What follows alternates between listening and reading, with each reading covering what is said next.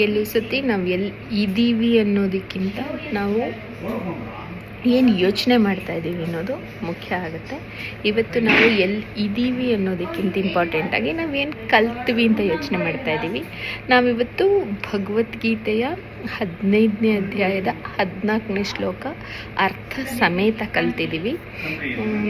ಶ್ಲೋಕ ಹೀಗಿದೆ: ಅಹಂ ವೈಶ್ವಾನರೋ ಭೂತ್ವಾ ಪ್ರಾಣಿನಾಂ ದೇಹಮಾಶ್ರಿತಃ ಪ್ರಾಣಾಪಾನಸಮಾಯುಕ್ತಃ ಪಚಾಮ್ಯನ್ನಂ ಚತುರ್ವಿಧಂ. ಅಹಂ ಅಂದರೆ ನಾನು, ನಾನು ಅಂದರೆ ಕೃಷ್ಣ, ನೀನು ಅಂದರೆ ಕೃಷ್ಣ, ಅವನು ಅಂದರೆ ಕೃಷ್ಣ, ಅವಳು ಅಂದರೆ ಕೃಷ್ಣ, ಪ್ರಪಂಚವೇ ಕೃಷ್ಣ, ಸರ್ವಂ ಕೃಷ್ಣಮಯಂ ಜಗತ್ತು.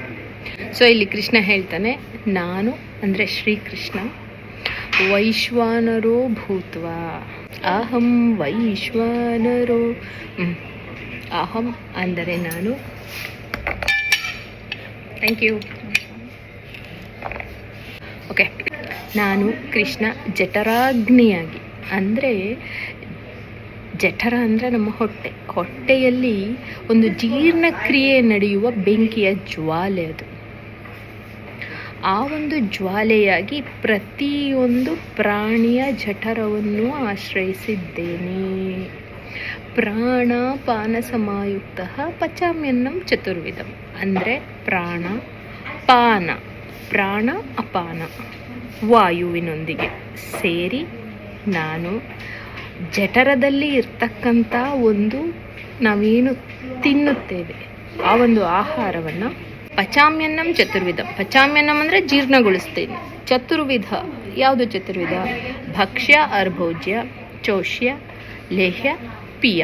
ಪೀಯ ಅಂದರೆ ಕುಡಿತಕ್ಕಂಥದ್ದು. ಭಕ್ಷ್ಯ ಭೋಜ್ಯ ಅಗಿದು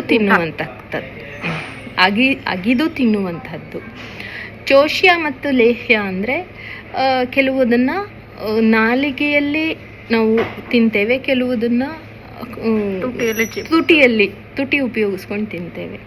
ಸೊ ಅದನ್ನು ಚೋಷ್ಯ ಮತ್ತು ಲೇಹ್ಯ ಅಂತ ಹೇಳ್ತೀವಿ. ಈ ರೀತಿ ಚತುರ್ವಿಧಗಳನ್ನು ನಾನು ಜೀರ್ಣಕ್ರಿಯೆಗೊಳಿಸುತ್ತೇನೆ ಎಂದು ಪರಮಾತ್ಮ ಶ್ರೀಕೃಷ್ಣ ಅರ್ಜುನನಿಗೆ 15ನೇ ಅಧ್ಯಾಯ ಪುರುಷೋತ್ತಮ ಪ್ರಾಪ್ತಿ ಯೋಗದಲ್ಲಿ 14ನೇ ಶ್ಲೋಕದಲ್ಲಿ ಈ ರೀತಿ ಹೇಳ್ತಾನೆ.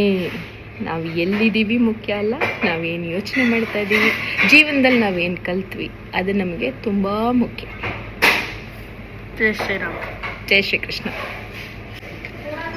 ಪ್ರಾಣಾಪಾನ ಸಮಯುಕ್ತ ಪಚಾಮ್ಯನ್ನಂ ಚತುರ್ವಿಧ. ಅದರಲ್ಲಿ ಇದು ಒಂದು ವಿಧ.